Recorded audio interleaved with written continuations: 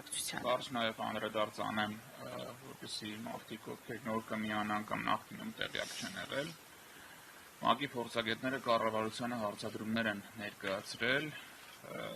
հետևելով մեր իրենց այդ գրագրությանը, բավականին սուր հարցադրումներ մի քանի կետով, ինչ պատասխան կարող է կառավարությունը տալ 2024 թվականի հունիսի 12-ի ոստիկանական բռնությունների այդ գործով քննության վերաբերյալ, ինչ պատասխան կարող է կառավարությունը տալ ահաբեկչության հոդվածը ձևախեղելու եւ անձանց քաղաքական նկատառումներով այդ հոդվածով հետապնդելու, ինչ միջոցներ է պետությունը ձեռնարկում առհասարակ այս պրոցեսներից տուժած անձանց իրավունքների վերականգնման համար,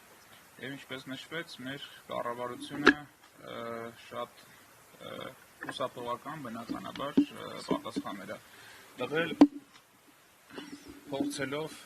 արդարացումներ գտնել մարդու իրավունքների կոպտագույն ոտնահարումների։ Այդ պատասխանները բնականաբար բավարար չէին կարող լինել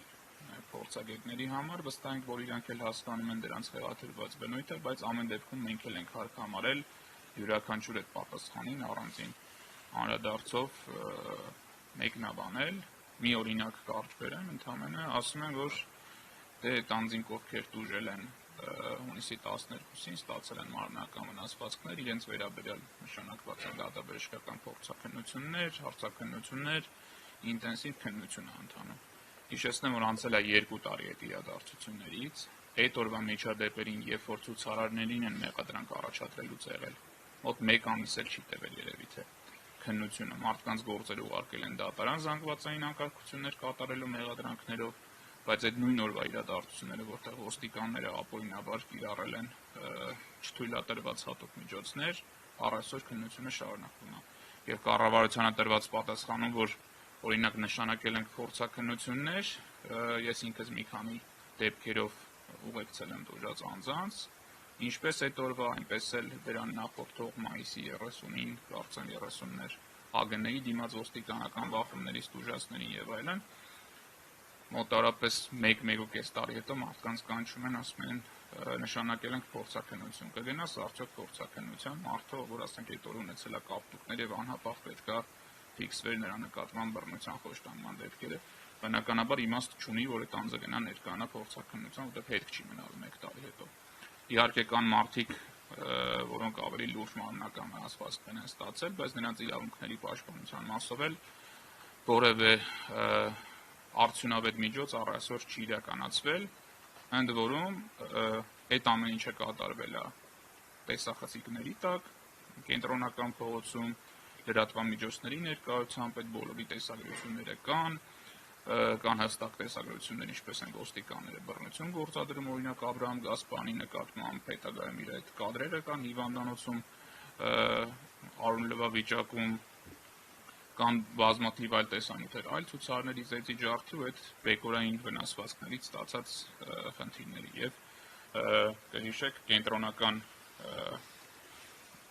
դժբախտությունը, ասենց ասեմ,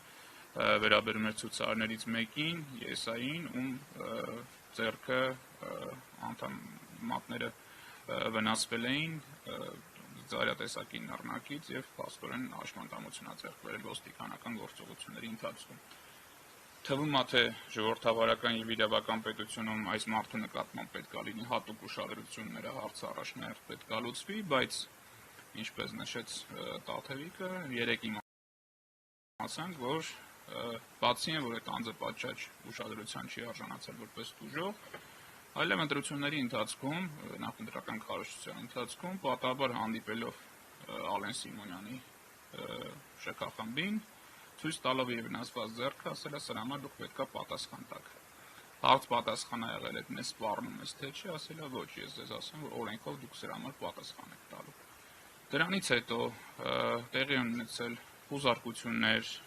արգելավումներ այդ մարդու տնից ու Եսային նկատմամբ նաև մեղադրանք առաջադրված սպառնալիք հնչեցնելու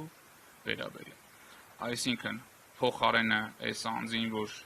ամենաշատն է ուժել այս ոստիկանական ապօրինություններից առանձնահատուկ